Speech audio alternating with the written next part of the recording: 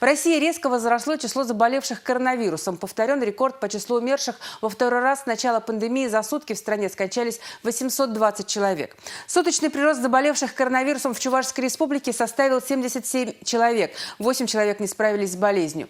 Напомню, что в связи с ростом заболевших педиатрический стационар Новочебоксарского медицинского центра перепрофилирован для лечения ОРЗ, бронхита и пневмонии.